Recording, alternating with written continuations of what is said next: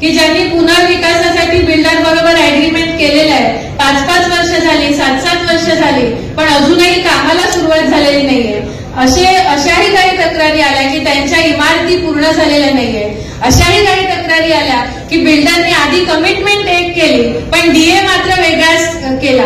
तर अशा सगळ्या तक्रारी जेव्हा मी ऐकल्या तेव्हा माझ्या मनातही असं प्रचंड काय म्हणायचं राग होता, क्रोध होता की ह्यांना कुठेतरी आपण न्याय दिला पाहिजे.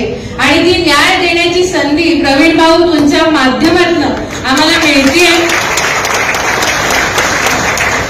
13 सप्टेंबर 2019 गृहनिर्माण विभागाचा पहिला GR आला स्वयं पुनर्विकासाच्या बाबतीत.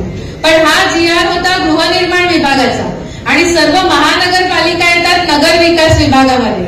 त्यामुळे स्वयं पुनर्विकासाच्या मार्गामध्ये भरपूर अडचणी होत्या आणि या सर्व अडचणींना पार करून प्रवीण भाऊंच्या मार्गदर्शनाने मुंबई बँकेच्या सहाय्याने मुंबईमध्ये तब्बल 15 इमारतींचा स्वयं पुनर्विकास आपल्या सर्वांचे मार्गदर्शक प्रवीण भाऊ यांनी करून दाखवला. आणि त्या सर्व इमारती बोरिवली, कांदिवली, गोरेगाव, विलेपार्ले अशा ठिकाणी झाल्या. त्या 15 इमारतींपैकी 8 इमारतींचं काम हे पूर्ण झालेलं आहे. तिकडची लोक तिथे राहायला गेलेली आहे. तिथल्या एका इमारतीचा चावी वाटपाचा कार्यक्रम आपल्या राज्याचे सन्माननीय देवेंद्रजी फडणवीस यांच्याच हस्ते झाला आणि त्या कार्यक्रमामध्ये सन्माननीय देवेंद्रजींनी आपल्या प्रवीण भाऊंवर खूप मोठी जबाबदारी दिली की हे स्वयं पुनर्विकास फक्त मुंबईपर्यंत मर्यादित न राहता संपूर्ण महाराष्ट्रामध्ये ही संकल्पना राबवली गेली पाहिजे.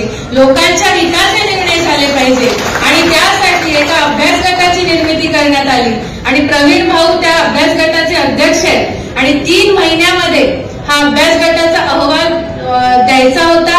आणि आम्हाला सर्वांना अभिमान आहे प्रवीण भाऊंचा की 3 महिने पूर्ण व्हायच्या आधीच 14 जुलैला आत्ताच गेल्या आठवड्यामध्ये त्यांनी तो अभ्यास गटाचा अहवाल सन्माननीय मुख्यमंत्री यांच्याकडे सादर केला आणि मुख्यमंत्र्यांनी ही खात्री दिली की या अभ्यास गटामध्ये ज्या ज्या शिफारसी दिलेल्या आहेत त्या सर्व शिफारसी मान्य करून लोकांच्या हिताचे निर्णय घेतले जातील आणि स्वयं पुनर्विकासाचा मार्ग हा सर्वांसाठी खुला होईल.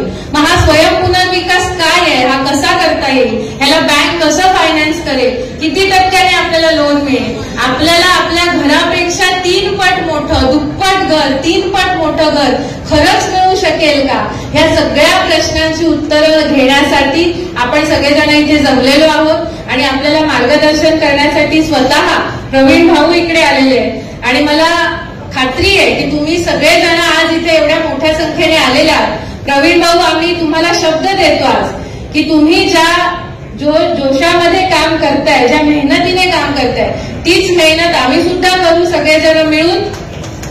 आणि येणाऱ्या पुढच्या काही महिन्यांमध्येच वसईतले किमान 5 प्रोजेक्ट तरी आम्ही तुमच्याकडे देऊ आणि आमची अशी विनंती आहे की मुंबई बँकेच्या सहाय्याने आणि तुमच्या मार्गदर्शनाने हे पहिले 5 पायलट प्रोजेक्ट आपण